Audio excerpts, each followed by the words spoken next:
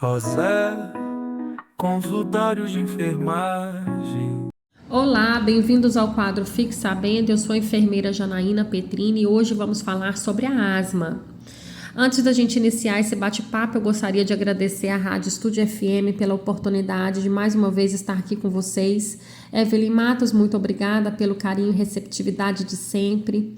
Aos nossos ouvintes, os queridos ouvintes, que nos permite estar em suas casas, né? Muito obrigada aí pela audiência e pelo retorno positivo dos conteúdos que a gente tem trazido.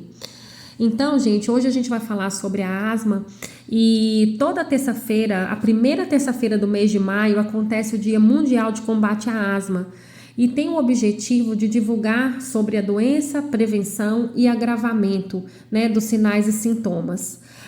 Segundo a Sociedade Brasileira de Pneumologia, eles fizeram uma estimativa de que cerca de 300 milhões de pessoas no mundo vivem com asma. Então é importante a gente saber os sinais e sintomas até para identificar, né, o que pode ser a doença. A asma, ela é uma doença inflamatória que ocorre nos pulmões, né, e gera uma inflamação crônica dos brônquios. Os pulmões, ele é o nosso órgão que é responsável pela nossa respiração, certo? E quando a asma ela é provocada, existe essa inflamação, um estreitamento desses brônquios, né, bronquíolos, e vai dificultando a passagem de ar e da respiração. Então a pessoa ela começa a sentir uma falta de ar intensa, um cansaço durante a respiração, né? É uma sensação de peso ao respirar. Na hora que expira, nós temos o momento de inspirar, que é quando a gente puxa o ar para dentro, e a expiração, quando a gente solta. Nesse momento da expiração, da solta do ar, aparece um chiado, como se fosse um chiado mesmo no peito. Uma tosse, que pode ser noturna ou durante o dia também. Essa tosse é uma tosse que não melhora, é uma tosse seca, é uma tosse enjoada e pode ser sim uma crise de asma, certo? E quais seriam as causas da asma? A asma ela pode ser de caráter hereditário, mas também pode ser desencadeada por fatores ambientais. Ambientes com muita poeira, pelos de animais, fungos, paredes muito mofadas, úmidas, né? Até mesmo alguns alimentos pode acontecer, certo?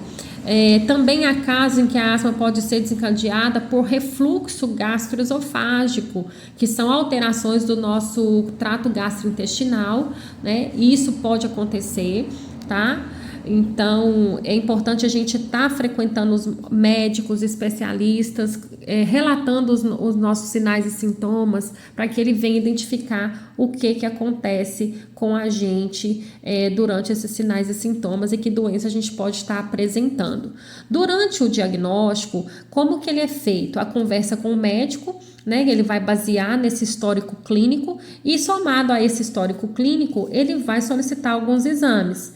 Um deles é a espirometria, nós temos os exames de laboratório e também de imagens, que isso ajuda na confirmação e investigação da gravidade da asma. Em relação ao tratamento, a asma ela não tem cura, mas ela pode ser controlada, né? E o acompanhamento adequado vai fazer você ter uma vida bem melhor, certo? Em relação às medidas preventivas, a gente precisa levar em consideração a higienização de onde a gente fica muito, né, que é nas nossas casas, no nosso trabalho, evitar roupas que ficam guardadas há muito tempo, né, lavar antes de usar, né, principalmente no inverno ou outono, que é um tempo que a gente usa mais as roupas que ficam mais guardadas, evitar cortinas de tecido, tapetes, ursos de pelúcia. Os ares condicionados, por exemplo, precisam ser higienizados, o filtro, né, lavado com frequência. O ventilador precisa também ser desmontado e higienizado, que ele acumula muita poeira. Quem fuma, por favor, deixar de fumar. A questão do cigarro, ela agrava muito a questão da doença, né? É preciso realmente cuidar do ambiente, né? Essa certeza, cuidando do ambiente, tirando a poeira com mais frequência, o paciente vai ter menos crise, né?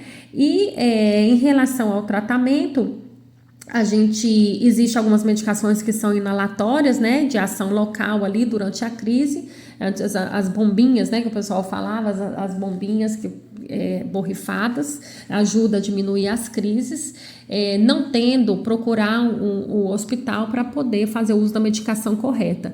Importante falar sobre a vacinação, né, as vacinas de gripe, por exemplo, precisam estar em dias. Em relação à automedicação, não se automedicar, né?